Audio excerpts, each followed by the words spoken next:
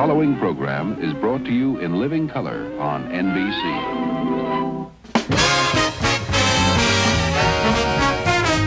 From Hollywood, The Tonight Show, starring Johnny Carson. This is Ed McMahon along with Doc Severinsen and the NBC Orchestra, inviting you to join Johnny and his guests, Joel Grey, Karen Valentine, Carol Wayne, the mighty Carson Art Players, and Muhammad Ali and Ken Norton. And now, here's Johnny.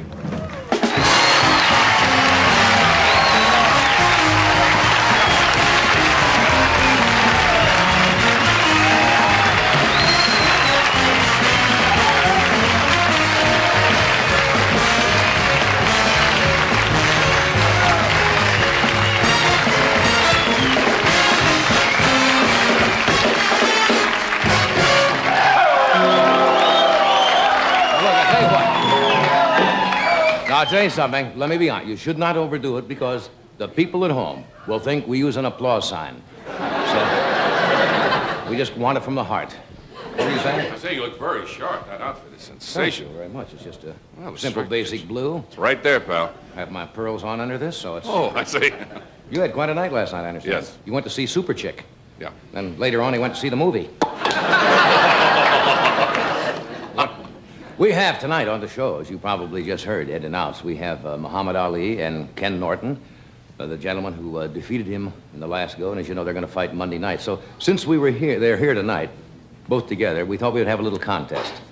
For the person who laughs the most during the monologue, you'll get to meet Ken Norton and Muhammad Ali and get their autograph. For the person who laughs the least gets to go 10 rounds with both of them. You all want to go 10 rounds with both of them? Well, what's in the news? We got a big sketch tonight. Did you tell them what we're doing tonight? I didn't tell the audience at home. Well, the mighty Carson Art Players tonight are presenting their version of the original movie did great. Yes. You know, with Ronald Colman, wasn't it? Yes. But the one at the box office currently has not done too well, so we're going to make up for that tonight and do our version of Lost Horizon for you. You don't care about that either? Well, let's see what else I can get into. Did you? Band is going out already. Bobby Riggs, who was on our show a couple of weeks ago, as you know, is going to play the big tennis match with Billie Jean King. I was supposed to come up soon. There seems maybe a lawsuit on that. But he was on the cover of Time magazine this week. Did you see that? And he's a hustler. He admits it. He's been eating dog food for the past 2 weeks. He's trying to win that $100,000 from Skippy. No, Bobby Riggs is so popular. Did you know they're coming out with a Bobby Riggs doll? Did you know that? No, please tell us. You wind it up and it outwets Betsy Wetsy. It's a remarkable doll. Now, here's an item, and I don't want to scare you, but it was in the paper today, so I guess it's all right to say this. Some scientists claim that they have found in bacon, and there's an ingredient in bacon that could possibly cause cancer. That is true. It's called nitrocamin. Nitrocamin, and they said it might possibly be a cancer-producing agency, so to, I guess, prohibit it, they add vitamin C to the bacon. Doesn't that grab you? The next time you go into a luncheonette and order a bacon, lettuce, and tomato to go, you just might.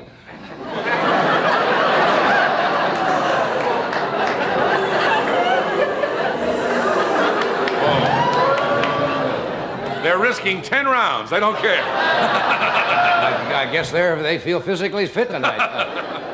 Here is the item of the week. It's another little department I have in the monologue, the item of the week. This was in the newspaper.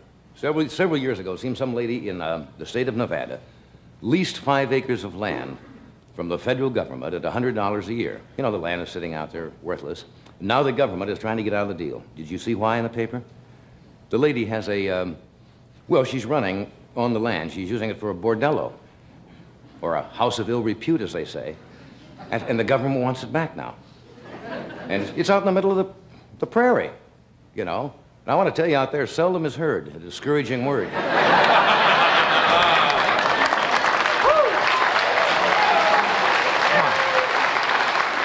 Okay.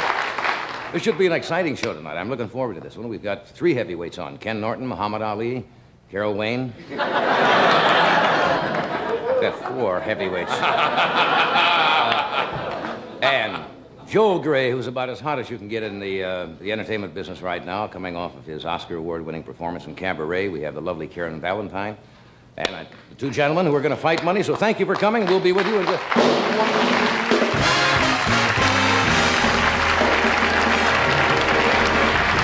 We'll be back. Stay tuned for a message. Thank you. Revlon announces Super Rich Mascara, the mascara that's practically smudge-proof. You can cry in it, get caught in the rain in it, dream in it, kiss in it. Super Rich Mascara thickens your lashes without smudging because it repels both skin oils and water, the things that make mascara smudge. In fact, it's totally waterproof. 7 super colors. Super Rich Mascara by Revlon. Beautiful. When you're overweight, it's like dragging a ball and chain around all day. Oh, it may not be that much, and you may have adjusted to it by now. But remember how nice it used to be when you didn't have that extra weight? Let the Special K breakfast help you. It's less than 240 calories, 99% fat-free, and delicious. If you exercise and eat this smart at every meal, you could lose that extra weight. And the Special K breakfast is a great start.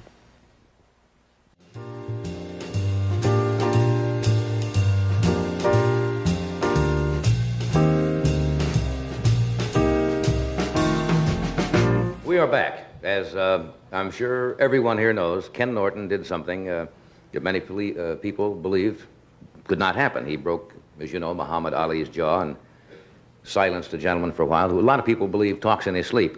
But in... Did I say that? Yes. Little humor there. In 31 fights, this gentleman has won 30, and 23 of these by knockouts. Would you welcome, please, Ken Norton. Ken.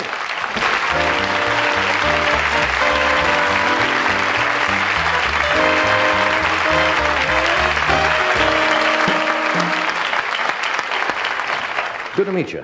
Pleasure mine. Yeah. It's really mine. And by the way, I might explain why Ken is dressed like this, because and when Muhammad Ali comes, you're forced to later on.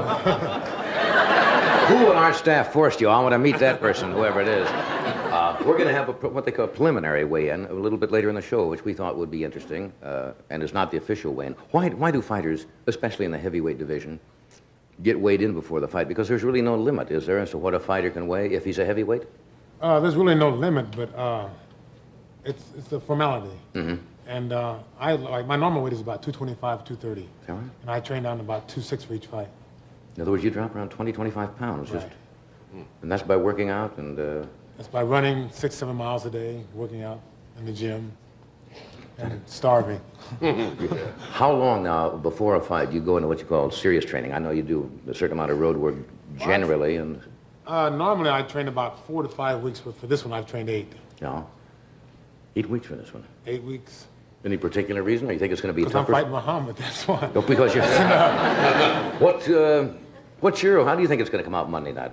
How do I think it's going to come out? I think it's going to be a very interesting fight with his dancing and my fighting. And I think that all in all, it's going to be a very good fight. And I'm looking forward to go 12 rounds. It's scheduled for 12? Scheduled for 12 rounds, right.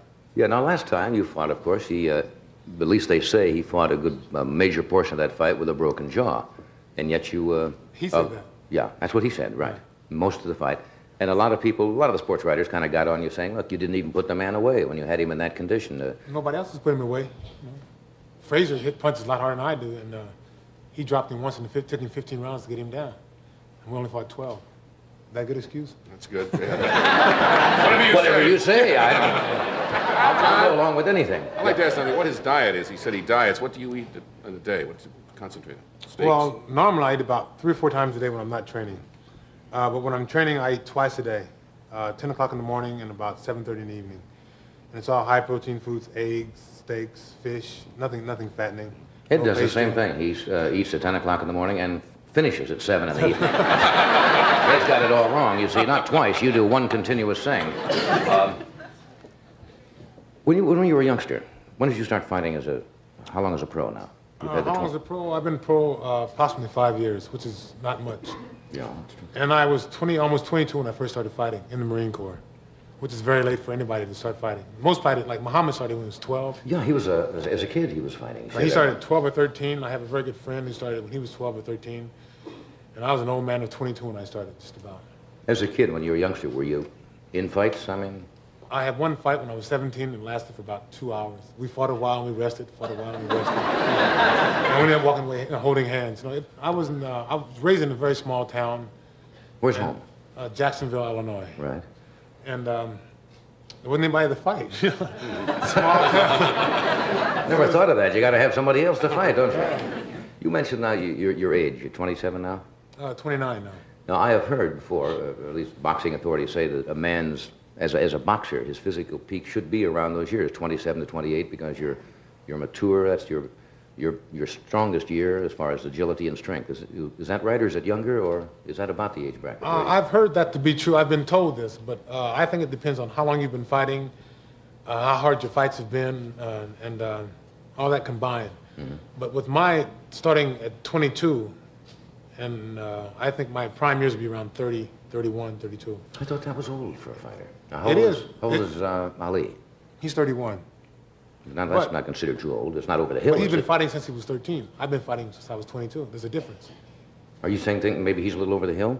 No, I didn't say that. You said that. That's right.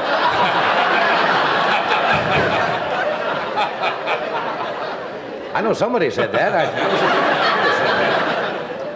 31. But so just the fact that he has been a fighter longer has taken more out of him? Would that be fair? I would say that it's a very hard grind. There's a lot of sacrificing and so forth, and one gets tired of the strenuous thing of training all the time. Is that the toughest thing, to stay at a condition to get ready to go? It's tough to get there. Like, right. Between fights, I tear myself down, physically. Mm-hmm. By gaining weight, eating donuts, chasing women, whatever.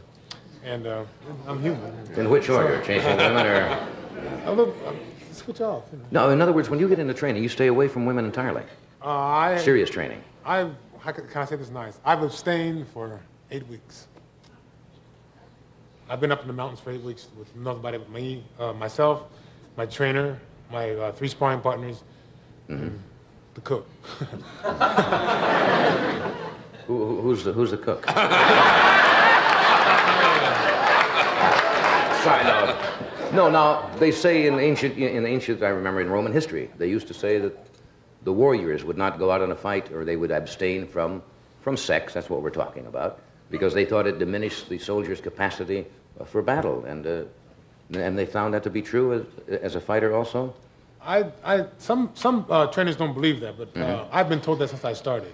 So it's partly mental conditioning, plus the fact that I'm every day. My trainer Eddie Futch, he preaches it to me. Don't do this, don't do that. And I think if I went out and done something, that it tears down my endurance. Right. So therefore, I just abstain. It's a conditioned reflex. And that's the discipline anyway of getting ready for something like this. You have to sacrifice something. You never get something for nothing. Absolutely. And if the lady's going to be there beforehand, she'll be there when I get through. I hope not always. Well. That's different. I'm not fighting, so it's a different. If she cares anything, she'll be there. If not, you're absolutely right. The ratio in LA is what, 8-1? The ratio in LA is 8-1. Something like that, yes. So there's no sweat. No problem. Okay, let me do a commercial here, and we will meet you, as they say, your worthy opponent afterward from one of our sponsors.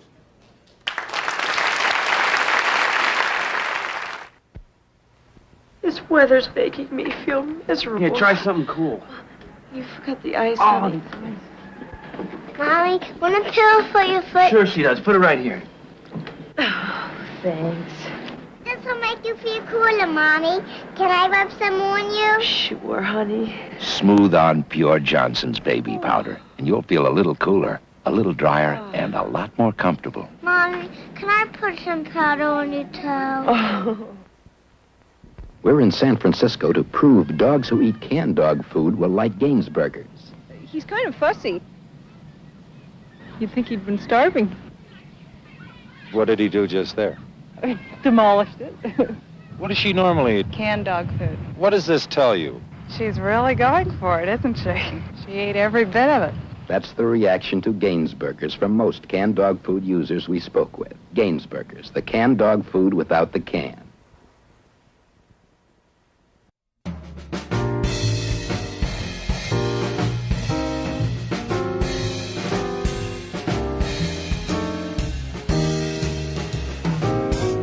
Muhammad Ali has been on the show, I suppose, 6 or 7 times, and he is usually introduced first, but we thought it was only fair to introduce Ken first tonight since you beat him the last time out.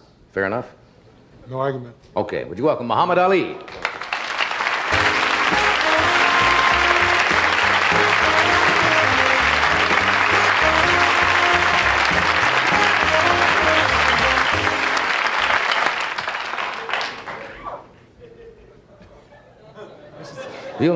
Strange feeling coming on your show in my robe. Yeah. We thought we would have, I don't know how many people have actually seen a weigh-in or why they have them, and... Yeah, are you actually going to have a weigh-in? Well, yes, but you know the official weigh-in is, what is it official? How long before the fight? I think a day before the fight, Sunday, yeah. In other words, no matter what you weigh, you could change before the next day, right? I've been studying. You seem quite reserved tonight. I've been studying UFOs. Did you know there are UFOs out here flying around, unidentified objects? This would be the place for them, Southern California. I'm serious. They sighted a bunch over Georgia. I've seen them at night. They have real photos of them, and the government and the people just completely seem like don't talk about it. But Mr. Harold Salkin of Washington, D.C., he's the head of the National UFO Bureau. Right. He brought me moving films. I actually have moving pictures of little saucers of great steel objects coming into pictures that people took, and I'm just surprised that don't nobody talk more about it. Something they can... Another great insight into the fight game. No, I'm just kidding. No, I read that. But did you read the thing last night on the news? No. That some physicists said that what the people of Georgia might have seen were that there are probably several thousand satellite objects going around the United States, around the Earth, and sometimes they disintegrate and they come back into space. Not 50 feet over the highway. Well, it could. It's got to land somewhere. No. They call it swamp gas and something they don't want. I don't know what it is, but I think I do. But there are actual saucers and objects coming within our atmosphere and flying around, and people got pictures. Everybody cite the same thing in every city, the red and blue and green lights, but the people, authorities completely brush it off as if to say we are mentally off. But I know it's right because I've been seeing them. Well, why don't they land then, Muhammad? I mean, if they're intelligent people, why wouldn't they land and step out and say, hi there? Or Galman Ding, whatever they say. You know, why wouldn't they make contact? They probably figure they can't get no sense out of the people here in this place.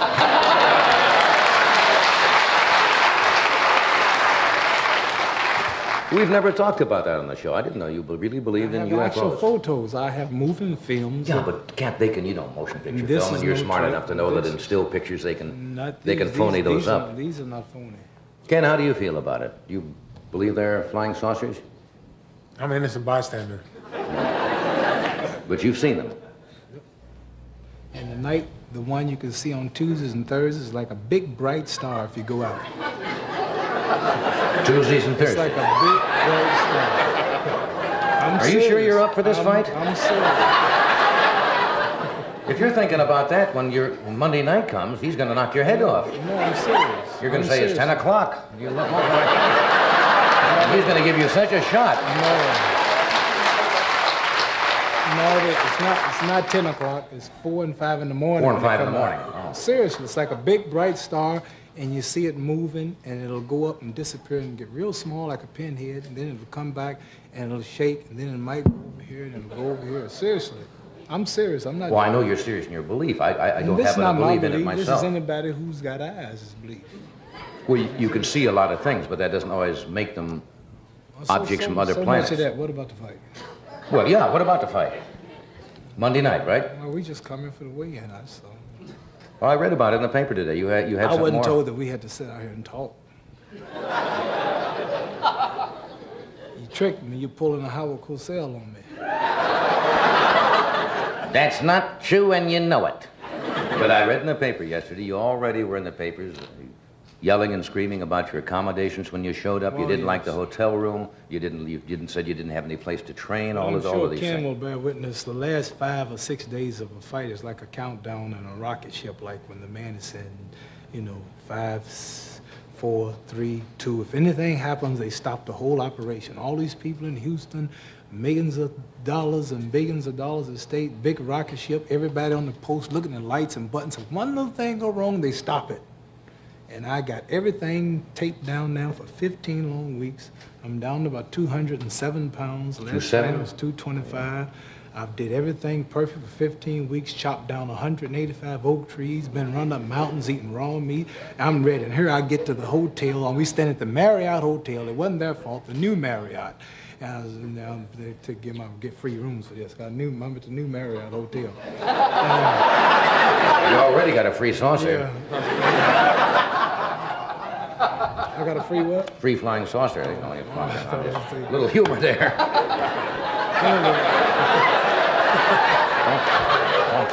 We come all the way here, and I get to the Marriott, not their fault, for some Don Frazier, some boxing promoter here.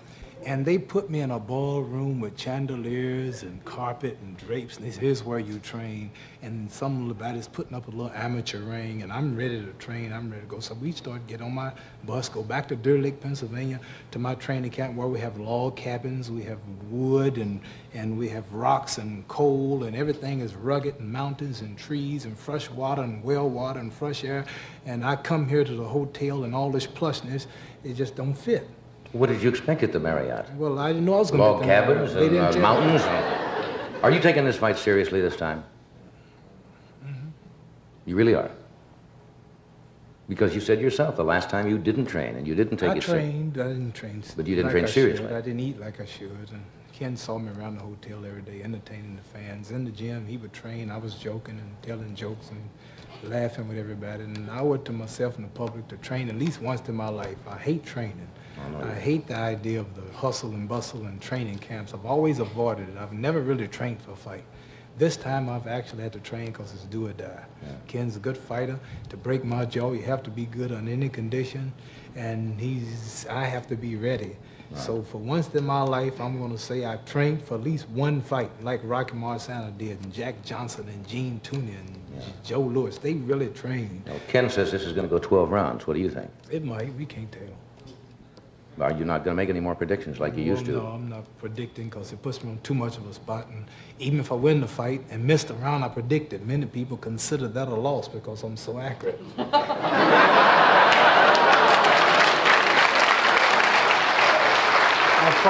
fought this fellow, Joe Bugden of England. I predicted round 7. Beat him good for 12. Many of them went out, oh, he missed a round. Well, we better do the preliminary weigh-in. You want to wait Ken, and we'll go on over here. Both together? Should we have a preliminary weigh-in? Usually we have somebody to weigh us. I'll be Johnny Carson weigh us. I'll weigh in. Yes, we'll make it official.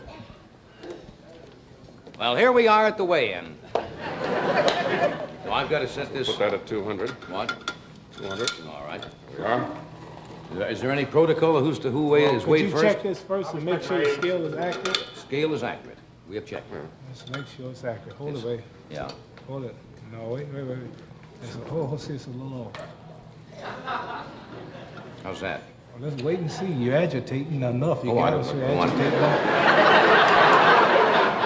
Always been just like white folks. Like to get two color folks fighting. That's right.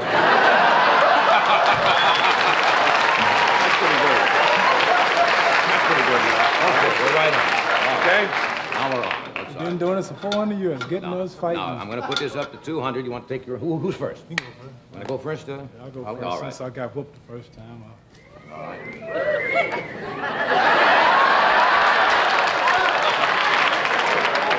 All right. What can I say? You got sandals off. Which young ladies later, buddy. Got to set it. I can show you later. I'll do it. What do you mean? You don't get to do this yourself, do you? I usually do. Oh. Fine with me. Yeah, you can move it on over easy. Be real easy. Okay, come on. 270. Hold it. Right here, 216 is usually my fight weight. When I'm 216, I'm bad, I'm fast. Mean. I'm fighting at 216. Now we're going to see how much farther we can go. Go one more. 250. Hold it, didn't move. That's 214. 14. Hold it, wait. 213. 213. He ain't moved yet. 212. Hold it. Now, this is the weight I fought Sonny Liston the first time. Woo! I was bad. 212.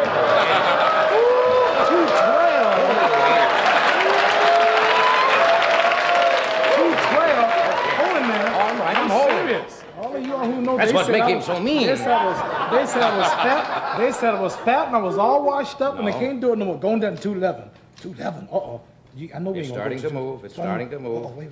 Try 210 easy. Easy. I got 210 and a half on here right now. Wait, we got a little more. 210 and a half. And, that's what you weigh right now. 210 and a half. 4 more days to work. Right. 210 and a half. 210 and a half. You want to come in I'll at tell you what to do. Let's don't touch it. Let's leave it here and let Norton stand on and see what happens. All right. See if he might be heavy or light. Ain't You got no them way. chains Ain't no on. way. You got too much weight Ain't no on. way, You buddy. got all that weight on. Forget it. You got too much weight on.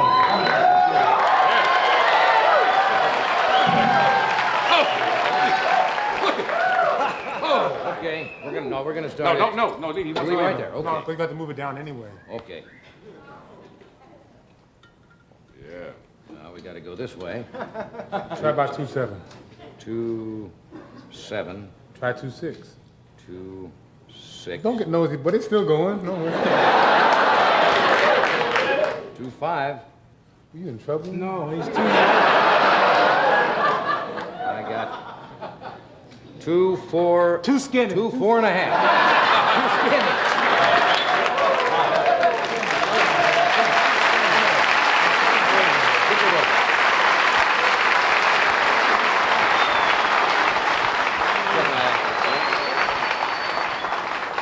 So we all know this is a preliminary weigh-in. The actual weigh-in will take place on Monday, the day of the I'm fight. good for about 3 more pounds. You're about another 3 pounds lighter, so you'll be down around 207. About 270. Something like that. And Ken's going to come in at about You need a little gas to burn. I can't be too much lighter than that because it's a hard 12 rounds, and following me, you're going to need a lot of weight.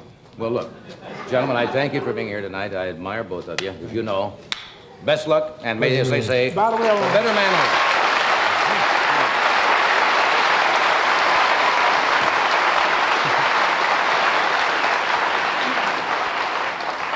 We have a boxing friend in prison out there somewhere in New Jersey. I forgot the exact prison. Just want to wish him luck in his appeal. They got him for manslaughter. I don't know the case, but many people say that he's innocent. Many of the detectives say he's innocent, and they railroaded him. And his name is Reuben Hurricane Carter. So I want to make that announcement. I don't know the case, but let them make up their mind. Thank you, Ali. What's the question? Thank you. Good luck. Both of you. Oh. Yeah. I'm going to tell you, when you talk about physical conditioning, both of those gentlemen absolutely look superb, don't they? Because Ali is slimmed down. If he was 225 the last fight, that's a lot of weight to lose. How much money would it take for you to face one of them in the ring? There is not enough money in the East. world. Right. We will return. Are we going to do the big sketch for this? What? Mighty Carson out. All right. After this word, we will be back. Here's a pause for one of our friends. And then we'll go. I'm Yogi Berra, and I believe in haircuts. We're Yogi Berra's sons, and we believe in hair. I believe in tradition. And we think things need a lot of changing. Take Yogi's advice. Stay on the ball. Take Yogi's son's advice. Have yourself a ball. Jockey brand white underwear. Jockey brand color underwear. White. Color. White. Color. White. Color. Where did I go wrong? It is amazing that something so delicate can be so powerful.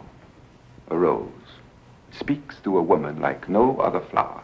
FTD florists are fully aware of that. Therefore, for a limited time, FTD florists have added roses to their forget-me-not bouquet for birthdays, anniversaries, or any happy occasion. Gentlemen, let the rose speak for you. FTD, your extra touch florist.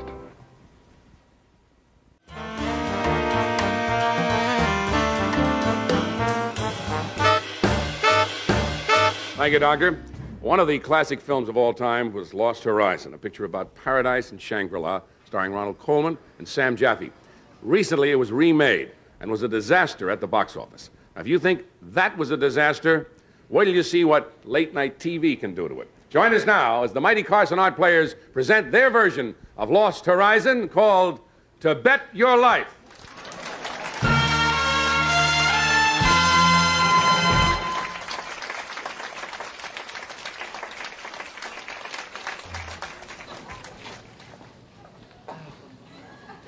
Excuse me, we've come a long way. Our plane has crashed in the Himalayas. Yes, and we're lost. Where are we? My dear people, you are in paradise. We have come a long way. Yes. The mountains are treacherous. Oh, no, we climbed up the stairway. What stairway? Don't you know the stairway to paradise? Oh, yeah. I'll build a stairway to paradise. You're very strange. You think I'm strange? Here comes the High Lama.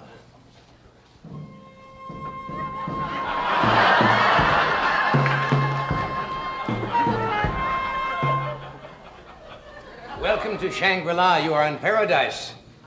And I'm not doing too bad myself. I am the High Lama. Hi, Lama. Hi, Lama. See, I told you. You're the High Lama? Yeah, you want to see how I can get? Now. Your appearance. It's very strange. Yes, 300 years here and I still can't beat the Frizzies. Now, I'm Dr. Robert Forsythe, and this is my fiancée. Ah, and this is paradise. Where are you from? Burbank, California. Then to you, anything is paradise. Please. Hi, Lama. We are engaged. We are not. I don't even know you. I'm a wise man, and it is written in the stars that you two are not meant for each other. Your astrological signs do not gel. Impossible. I'm the sign of water. And I'm the sign of fire. Then together you shall make gas. I am old, Dr. Forsythe, like that joke. And I have selected you to replace me as the ruler of this lamasery. I am 271 years old, and I shall die soon. You are going to die, Lama? Die, Lama? Die, Lama! All right. You say you're 271 years old? Yes. You don't look over 140. I look young because I have found the secret of youth. This is the youth, and you can guess the secret. What a great philosophy. Yes, yes it is. I also believe in meditation. Every morning I take my staff and climb to the top of the mountain. But you're an old man. Can you still get the staff up?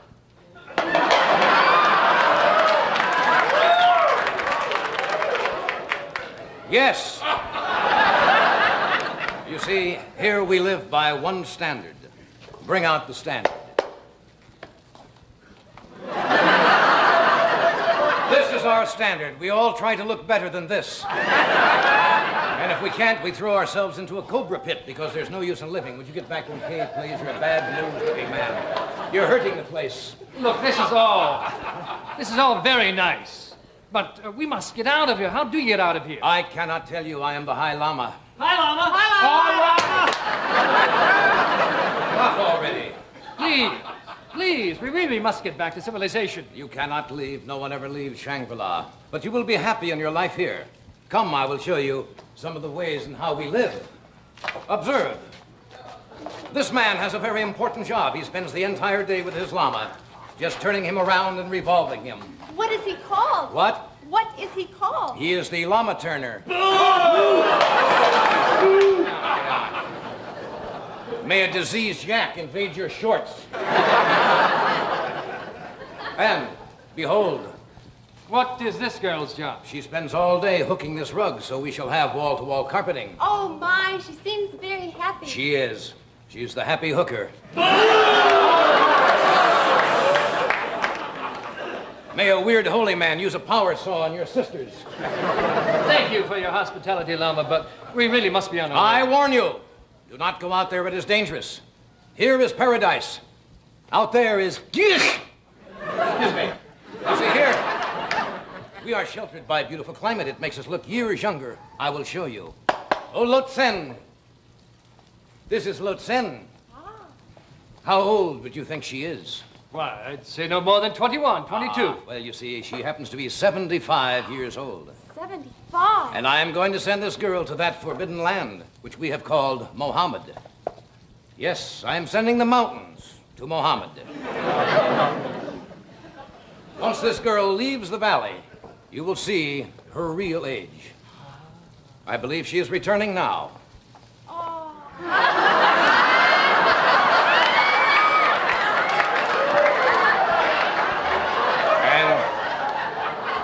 tell me what happened. I didn't go all the way. I know how it is. Yes, good luck. Well, we're convinced. I'm going to stay here forever. I've got much too much to lose. So true, so true. Yes, and since we're staying here and you're so wise, yes, I've been seeking the answer to that eternal question. What is life? I would tell you what life is. Life is a bird on the wing. Life is a leaf on a cow.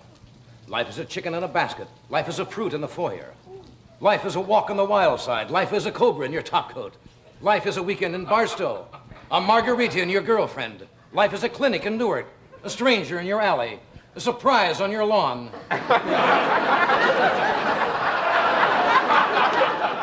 But which one is it? Pick one. It's got to be in there someplace. I just throw them out. You got to choose them. But what is the answer? I do not know the answer. But you're the High Lama. You know everything. I am not the highest Lama. I will go now to get the one man who is wiser than I. He will have the answer. I leave now, and I leave you as I came, a wise man of dignity and respect. Lama, don't go!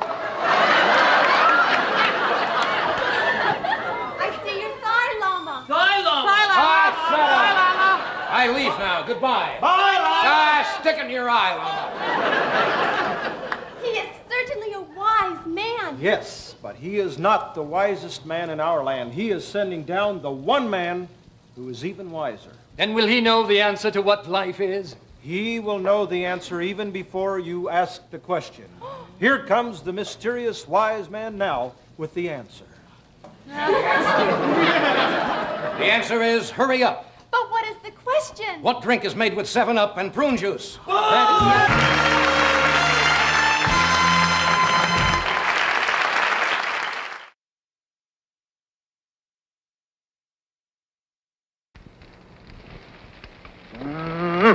To me, steak is something mighty special.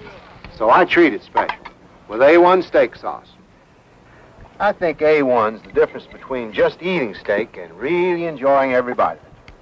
You know, for me, there's only one steak sauce. A1 and steak.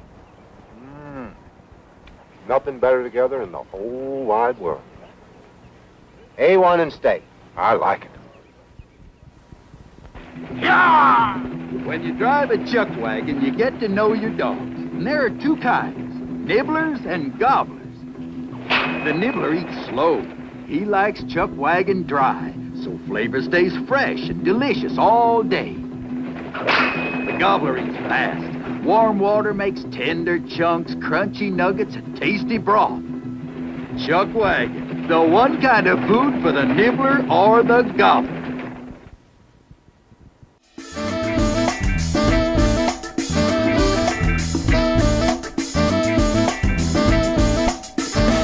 The High Lama will be out in just a moment. Here he is, High Lama. Hi there. Hi, Lama.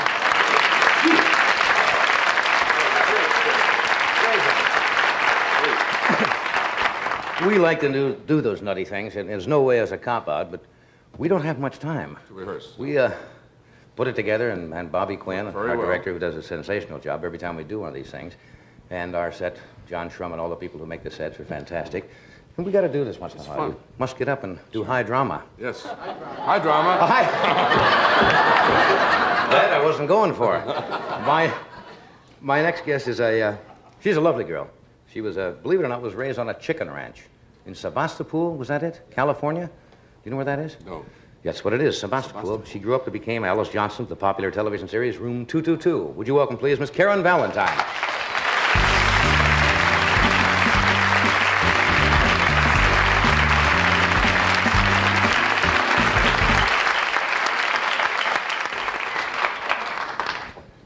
Well, don't you look pert tonight? Well, If that's the right word. Well, I thought funky was more the word. Funky? Yeah. Yeah. Is that the way you like to dress? I mean, there's nothing wrong with that. I'm not putting it down. It looks very Wow. comfortable, and you can carry it off very well. Thanks. I've been sick. Well, I meant that you have to have a lithe, lovely little a figure to do that. Well, thank you. You're welcome. Thanks. We're getting off to a good start. You started to say something, and I interrupted you. No, you asked me if I like to dress like this, and yes, I do. Yeah. But I like to dress all different ways. It all depends on my mood. Really? Sure. Are you moody? Do you have big highs and real depressions? And... Yes, big highs and big lows. No, what do you do? When you go through I that? I try to work them out, you know, in between. But you... it never comes out in the middle. It's always either high or low. Yeah, there are people like that. I think I'm one of those, and I don't like it too well. Because all of a sudden, you're feeling, you don't know why you're clear up here. And the same reason you don't know why you're clear down here. I never question it when I'm up here. Yeah, of course, everything is going. You say, hey, I feel good. But the trouble is when you're down here, right. You should be able to say, why am I down there? And I don't know. That's why I'm down there. I hurt myself a great deal by doing this, and that's why I'm down. Hey, you were out on tour this past summer. Yes. In, what was it? Born Yesterday. Born Yesterday. Did you like it? Loved it. It was absolutely one of the most fun, exciting things I think I've ever done. I enjoyed it thoroughly. Never played summer stock before? Or? The year before I did. Right. But this year, being able to do the part of Billy Dawn in Born Yesterday, it was played by Judy Holliday, right. And especially working with two really fantastic men, Lyle Wagner and Ed Asner, who I love them both. They're just super. The chemistry worked, and we got nice Lyle reviews. Wagner and Ed Asner. Yes. There's a combination. I know. They're just totally opposite, and both just as like Arnold super Stang and John Wayne. That's a real change. See, Lyle Wagner is a very good-looking, tall fellow, and Ed Asner is not quite the same. Oh, he's attractive too. Yeah, he's good-looking fellow. He's super. And so where'd you play? Midwest? Yes, all over Ohio for Kenley players. You know, Warren, Dayton, Columbus, Flint, Michigan, and Toledo, Ohio for Ken Shaw. Yeah. And the audiences, and of course the acceptance now when you do a television series is amazing, isn't it? Oh, it's incredible. Because they know you right away. The audiences are the most fantastic audiences because they come there to love you, number one. And, I mean, you could just walk across the stage and trip. And no, not really. You know, now, you're putting yourself down because they may come to see you because they watch you, but then they come with good thoughts in their heart. They don't come But then you got to give them a good criticize. performance. It's not fair just because you're on television to walk up and say, hi there. Oh, no, I don't think it's Here I fair am. to do that. But, I mean, the audiences are very understanding, and they just love seeing you because you've been on television. Now, we've talked about this before because you are demure and you've got that, cute little face. Pert is a lousy word. I hate that. Pert. Is the word naive, would that be a... That word has been attributed to you, hasn't it? Most a naive of those look. have, yes. And yet you're doing a movie of the week. Right. In which you play a swinging, wild... No. No, She's not swinging and wild. She just gets a little mixed up. Well, now, what do you mean? Well, she gets married, and she's married to a guy in Los Angeles who's a pre-med student. Oh. And she's a stewardess, and she flies the Los Angeles-London run. And she also is married to a guy in London who's an artist. And, well, that's just something that, happens. I mean, it's not like... Well, wait a minute. I just said you play kind of a wild... far out. Well, you got a husband in Los Angeles, and you got one in London. Well, that's not, it's just Kate Smith time. Captain's Paradise in reverse. That's right. That was Alec Guinness originally. Right. And you're a stewardess? That's it. Why do you have a husband in both places? Well, that's a dumb question. Sometimes it worked out that way, I guess. But that's not the real problem. Oh. She gets pregnant, and she doesn't know which is the... It's a comedy. It's very... It's very light and That's very hysterical, as a lot of fellows will tell you. That's a real... That's really funny, waiting for the rabbit to die. There's a scene like that, too. Oh, is there? I didn't know. Well, you didn't... I know. But it'll be on soon, so everyone can see. That's a movie of the week. Now, isn't that kind of a change for you? I mean, image-wise? Yes, of course. But it's a family picture, isn't it? Well, yeah. To say the least. Well, I mean, if it's on movie of the week, that's got to be on prime time. So it's nothing, we're trying to make it sound like it's something that young people should not see, but it's not. No, it's not dirty. I never said that word. Oh. I said suggestive. I didn't even say that. I'm saying that now. I said wild. Wild and free. Yeah. Oh, I'm sick. What's wrong? I've been sick. Really? I'm sorry. I had a horrible day. Everybody always comes on so upbeat and everything. This has really been a rotten day.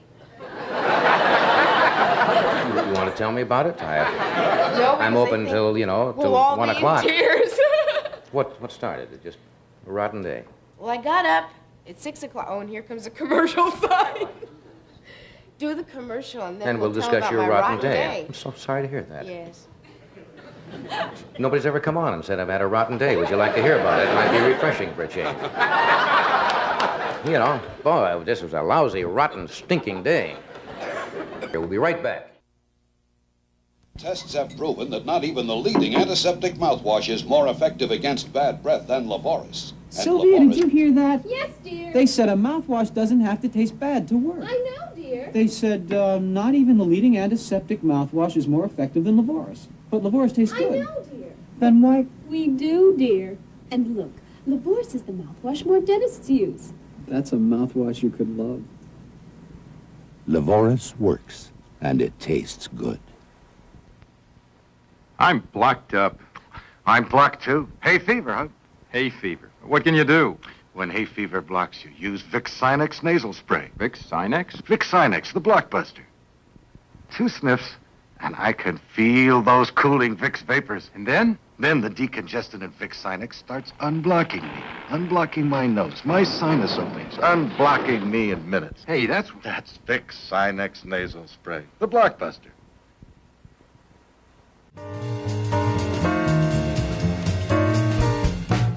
Welcome back to the rotten world of Karen Valentine. I guess the first time since I've been doing this show, everybody comes on and tries to make an impression. Say, oh, I had a wonderful time. And you said, I've had a rotten, miserable day, and I'm sorry. But was it just... Are you in one of those... No, I just feel so rotten. Because I've had this cold. Aren't you upset? And you're all blocked up like those 2 idiots in that commercial. I do. I identify with that. I feel like you have... You see some guy at the agency saying, Harry, I got a great idea. Let's get 2 schlemiels in here and put a block on their head and call it the old Blockbuster. And he bought that. Okay. Probably there goes that. No, it's a good product, I'm sure. I'm sorry. Now, you've had this cold. Right, and then just What are you taking for it? Now, you're supposed to say, make me an offer. That's the old joke. You know. What, make me an offer? Yeah. What do you do? Is that the punchline? No, there's no punchline. That was... I was trying Are you to getting be a lot of straight, rest man. and taking a lot of fluids? Yes, I drink a lot of water and take a lot of vitamin C, and it's not helping. Well, there's a big controversy with that. Dr. Linus Pauling was the one who first came out and said that massive doses of vitamin C, if you took them, would prohibit you from getting a cold. And other scientists said that's a lot of hogwash, and it makes no difference at all. A lot of people think there's a cold within you all the time. I mean, the virus is there, and the system gets out. I don't know why I'm telling you this, but this is what I heard. That the system gets out of balance, and it has nothing to do with sitting in drafts. They made a test on that once. Did you know that? Somebody said if you eat candy, you get colds. Because it wets down some of... I never heard that at all. Well, I heard that one morning really early. I keep the television on all night. Well, that's early in the morning kind of material. Did you know that they made tests in colleges where they took volunteers and set them by open windows and set them on blocks of ice and doused them with water and fresh air? And they didn't come down with any more colds than the people who were not subjected to that. So they figured that has nothing to do with it. Your system gets internally run down or something. This is not helping your problem at all, of course. But you're diagnosing it wonderfully. Thank you, my dear. My sprinkling system blew up. That's another trauma. You mean the sprinkling? The automatic? The sprinklers outside, they blew up. But you know, a good thing did happen today. Now for the good news. A really good thing did happen today. My makeup man on room 222 is named Shotgun Britton, and he used to be Frank Sinatra's personal makeup man and Jane Russell's and Bob Hope's, and he is a legend in his own time. He is a crazy man. He is wild. He is insane, and you love him. He's wonderful. He has the warmest heart. Yesterday was his birthday, and we wanted to give him a surprise birthday party, but we couldn't yesterday because we were on location. Right. And we had to wait until today. So all through the day of his birthday, everybody just said, "Happy birthday, how are you?" And we couldn't do anything. And today at lunchtime, Lloyd Haynes, who plays Pete Dixon on room 222, had lunch catered in, and we brought in his family and old friends and everything. And about 1:30, the phone rang, and it was Frank Sinatra calling to wish him a happy birthday. And it just made his whole day, and that saved the day for me. I Well, said that's it was a nice really a rotten surprise. day, but it was really a super, super That's good. day. You must be very For fond of that, him. Obviously, yeah. you can tell. It was wonderful. That's good. So you're feeling better already, aren't you?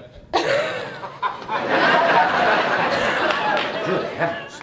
We'll be... It's not contagious, so don't worry. You can touch me. All right. We'll return with more of the Tonight Show after this word. I'm a marine biologist with a PhD. I'm also an aquanaut. And there's one thing I have in common with the astronauts. When I'm on the job, I also include Tang in my menu. I'm a mother, too. And at home, my family and I drink Tang because it tastes so good. I like the fact that it contains all that vitamin C. More Tang. But what my children care most about is taste. And Tang lives up to its name. It really has Tang. We Americans love coffee, but coffee can be bitter. Bitter, bitter, bitter. You could even see a bitter cup of coffee on a man's face. To take some of the bitterness out of your life, switch to Sanka brand decaffeinated coffee. When we take out the caffeine, we also take out a lot of the bitterness, leaving just a good, smooth-tasting cup of real coffee. Sanka decaffeinated coffee. If it's less bitter, it's better.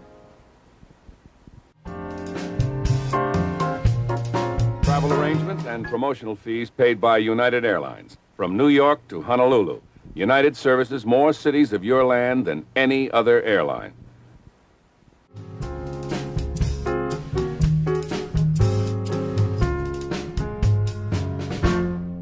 Joel Gray is with us tonight. He's a fine entertainer. He will be appearing here in Los Angeles at the Greek Theater beginning September the 10th. And he flew in tonight from Lake Tahoe, where he is currently working up there. Would you welcome, please, Mr. Joel Gray.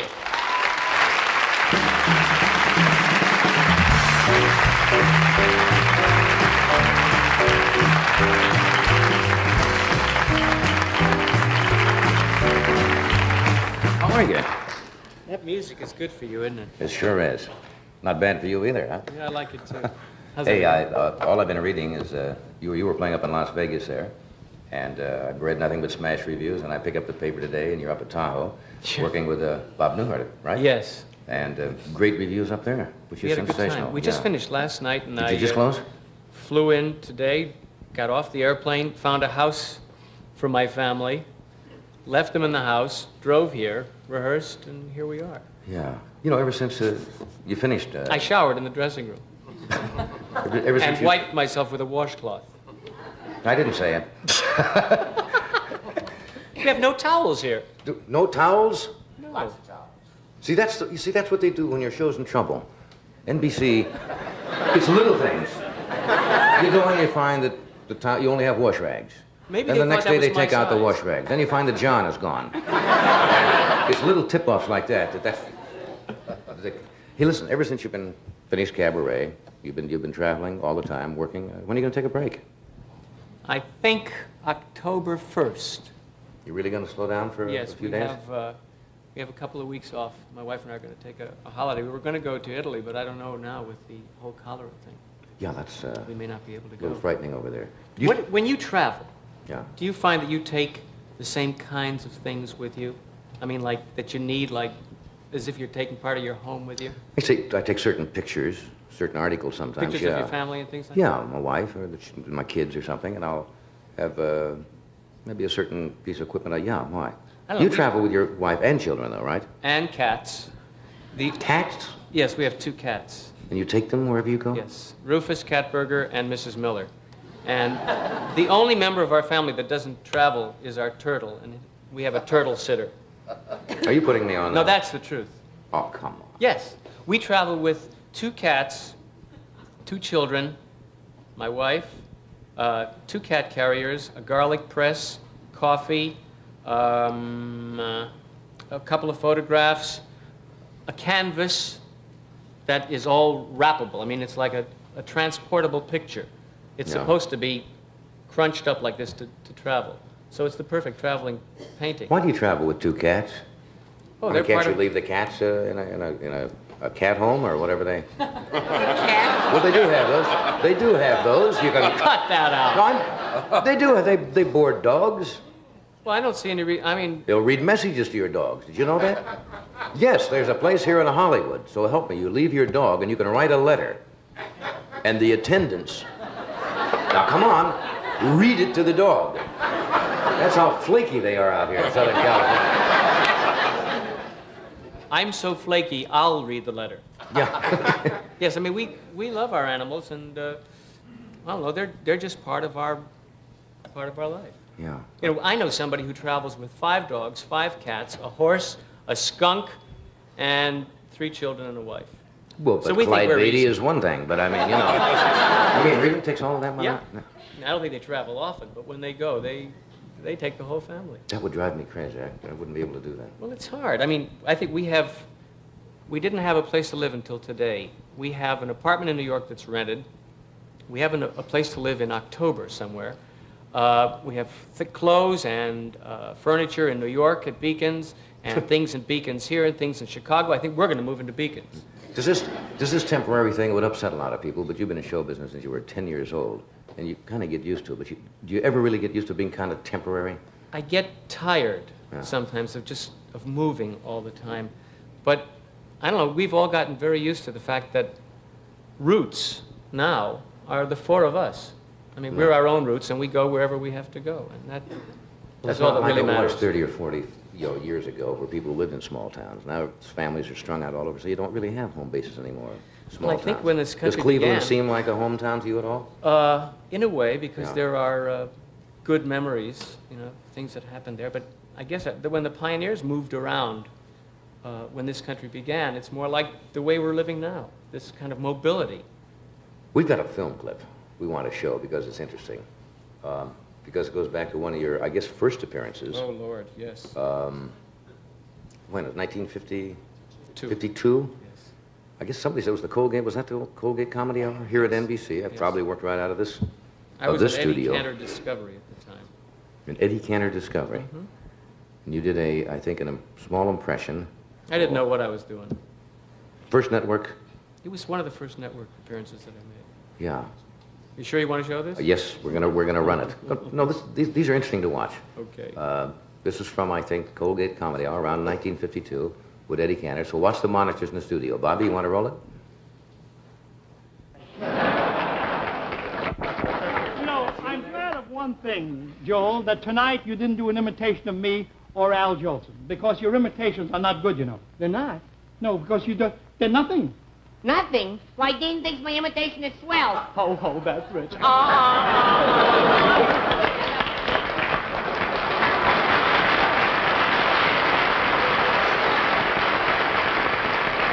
You see, these days, to do a real imitation, you must have the pill. Pill? For instance, the people who impersonate Jimmy Durante, you see, Jimmy sends them a pill. Oh, you're kidding. Oh, I'm not kidding. For instance, would you like to do it? Look, here. Would you take this pill? Take this pill. Just swallow this water. Now it's starting to work. You see, and now you're ready to do an imitation of Eddie Cantor. That's all. Potatoes are cheaper, tomatoes are cheaper. Now it's the candlestick maker gave the price a downward shove. Grab yourself someone to fry your eggs and bacon. She can live just like a queen, now what you're making. And if she's really good looking, you won't mind her cooking. Anytime's the time. Now's the time to fall in love.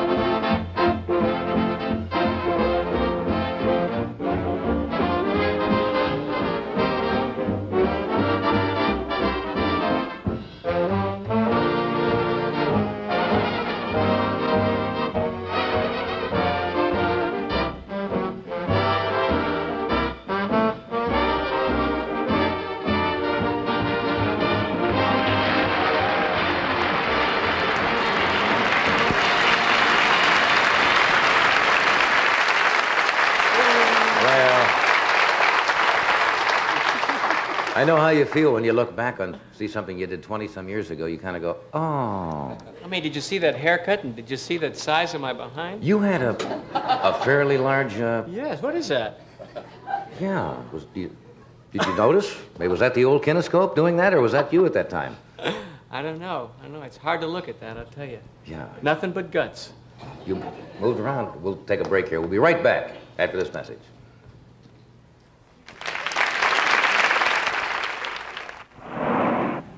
This man has trouble and doesn't even know it.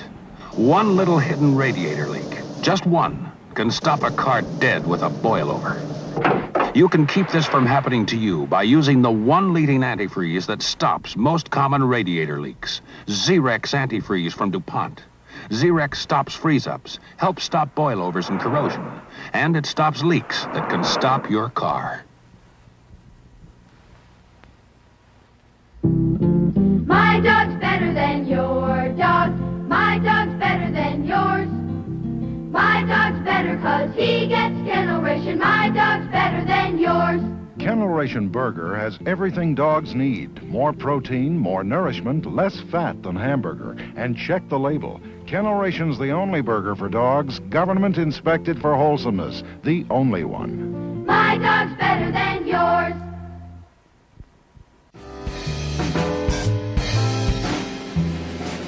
I was wondering, you were talking about things that you take with you on the road. Do you take the Oscar with you? Many performers have. I know one performer uses it as a doorstop. No, he's won an Oscar and uses it as a doorstop. No, I thought that if we were going to be away for a while, that it might be nice for my parents to just kind of have it in the house rather than sitting in beacon storage, Yeah. right? So I called up and I said, Dad, would you like to keep Oscar while we're away? And I heard this deathly silence at the other end of the phone, and he said, I'll have to speak to your mother. And he hung up. And the next day he called, he says, I guess it'll be fine. He says, I thought you meant one of the cats. Chat with your mother. I didn't mention this when you came out. Is this recent? Yes. Obviously it is. So you got a cabaret medley and a lot of things you do when you work in concert. You gonna do a number from this tonight? I'd like to. Yeah. Sure. Okay. Love you too. Gold Relive on Columbia. This is a song written about my wife. I don't think that the songwriters, when they wrote it a long time ago, knew that it was about her. I know.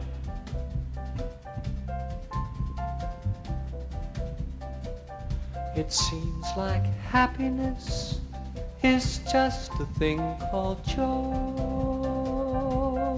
She's got a smile that makes the lilac wanna glow.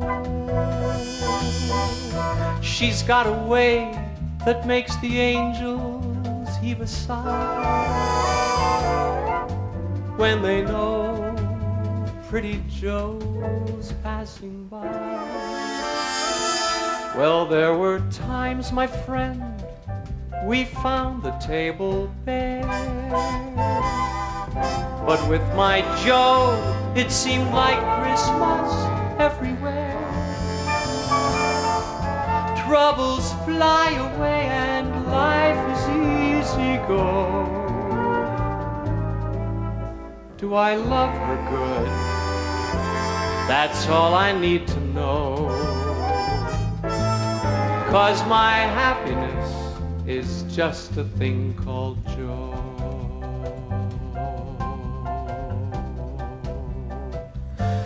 It seems like happiness is just a thing called joy. She's got a smile that makes the lilac wanna grow. She's got a way that makes me sure, makes me warm and secure. Well, there were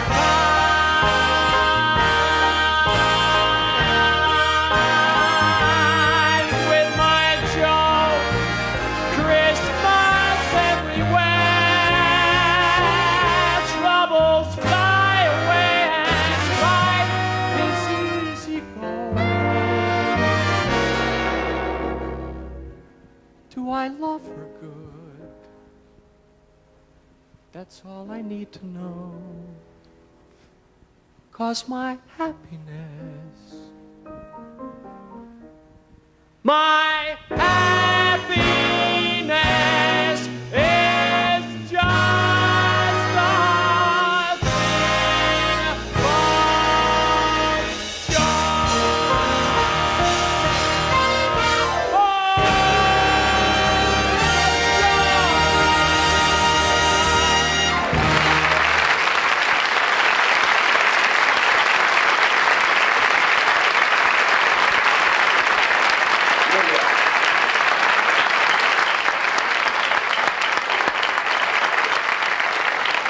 That's a good song. That goes back many years, doesn't it? That's an oldie. I've not heard it. We'll return in one moment.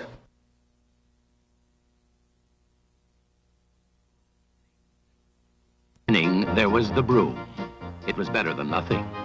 Then came the first vacuum cleaner. It was better than the broom, but not much.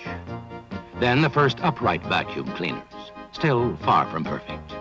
Then the first canister cleaners, also far from perfect. And now at last comes the new Eureka Power Team, the ultimate in cleaning convenience.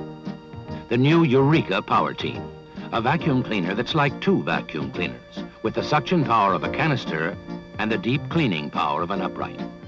With a new Rotomatic power head that has a motor of its own and a beater bar brush to get out deep down carpet dirt. The Rotomatic head floats easily over carpeting, adjusting automatically to any carpet height. The historic new Eureka Power Team. The ultimate in cleaning convenience is here, at last.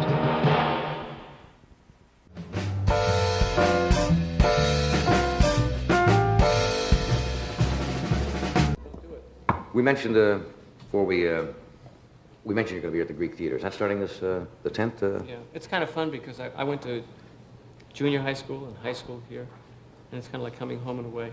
Yeah, that's kind of nice. Scary too. Well, I don't know where Carol Wayne grew up, but she certainly grew up, and she was our matinee lady on Tea Time Movie, and she was in Paradise a moment ago. Would you welcome Carol Wayne?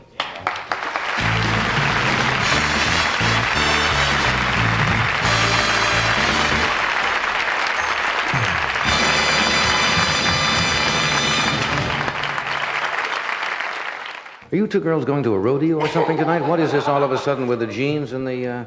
These are cute clothes. Yes, cute, yes, cute. Yes, they are. Very nice.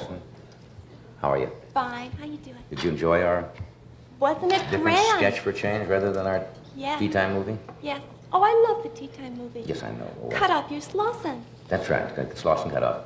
Well, what's been happening? Somebody told me you've got an honorary title, and I don't know whether they're putting me on or not. No, I have been chosen Miss Body Shop of 1974. Imagine me.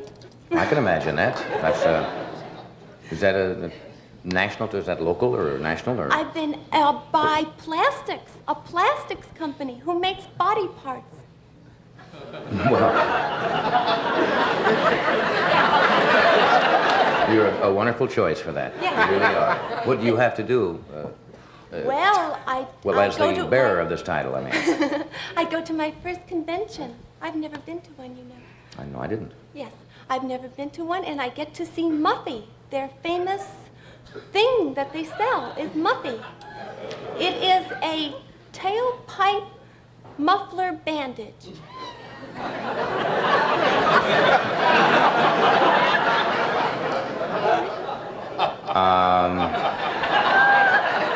Do you have a leak in yours?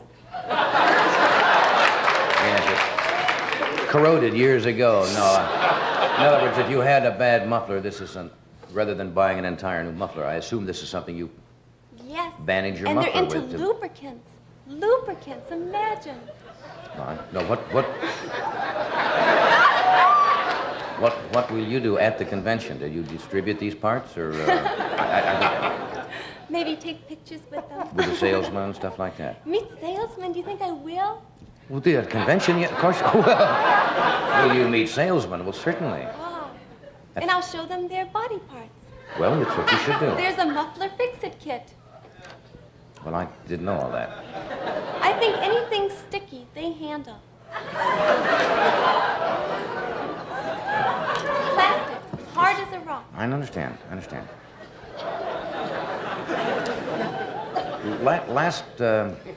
You baffle me at times. It's really unfair. Is your commercial still running on television? Oh, You had it a just commercial. started running, yes. Oh, I've not seen it. Really? I bet you're a big television watcher, too. I watch a certain amount to see, see what's going on. Right. Well, you have to, to be au courant, as they say. Really? What? You've heard that. It's an underwear commercial. Yes, Munsingwear. I had to do something for their convention, too. I guess they're really bored at those conventions because... Wait a minute. Well, go ahead. I'm sure you'll be... It's a film of me as the matinee lady. Imagine how famous you have made me. Is that right? Has this show helped your career? No. Well, most people come on and they say, gee, you don't know what The Tonight Show has done, and so forth, every place I go, and it has done your career? I'm overexposed. Well, besides that, I mean... No, you mean you've been on the show too many times, you think? No, but I'm famous for this.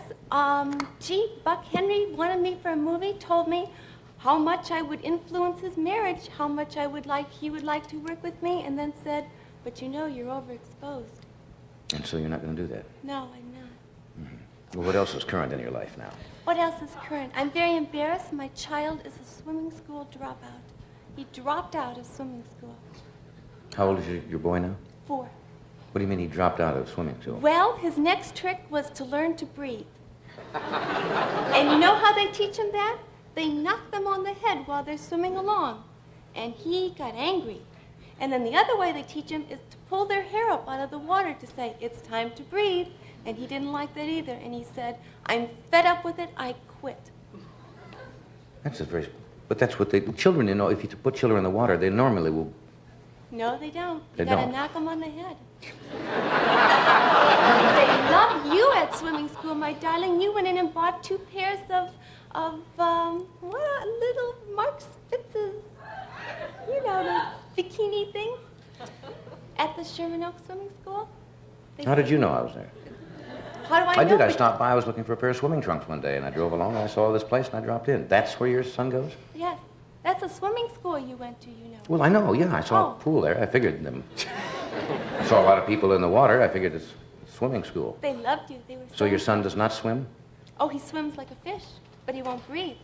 Well, he's probably good in short bursts, then, from 5 or 6 feet. He He's goes out going to and be... then turns around and comes back. Well, it's important that he learn. You should put him back in the school. He should know how to swim. Then you can take him, but I'm not going to put up with it. Hey, we found out. I did not know this until this afternoon. It's your birthday today. Oh. Really? We didn't know. And we got you a cake.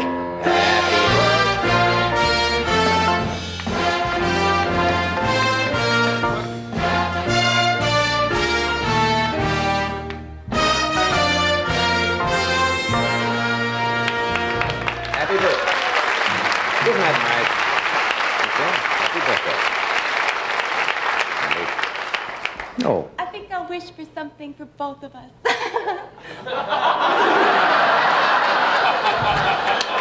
You got another cake?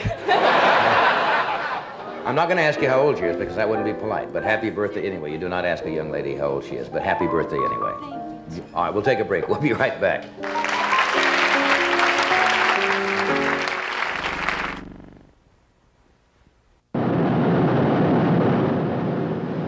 Vinyl car tops look great when they're wet, but in the short time it takes to drive home, they're dull again. Well, I've discovered how you can keep vinyl looking beautiful with Scott's Liquid Gold Countertop Polish. Just spray it on for a rich, wet look. And it lasts a lot longer than water. Liquid Gold Countertop cleans away scuffs, dirt, and dust. Hey, Mom, let's take it around the block to show it off.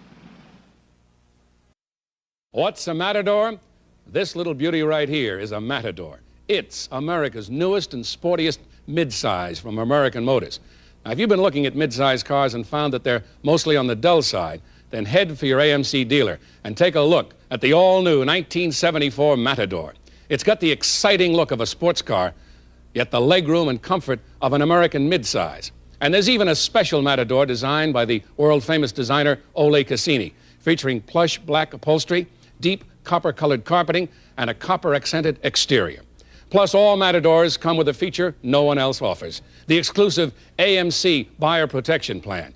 That means AMC will fix or replace any part except tires free for 12 months or 12,000 miles, whether the part was defective or just plain wore out under normal use and service. So visit your local AMC dealer tomorrow and check out America's newest and sportiest midsize, the 1974 Matador.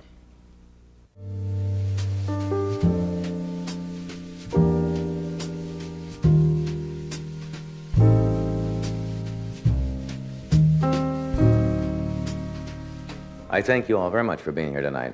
Joel will be opening here, well, it would be Monday night, here at the Greek Theater. And happy birthday again, Carol. Thanks. And Karen, I hope you feel better. I'll be checking in. Yes.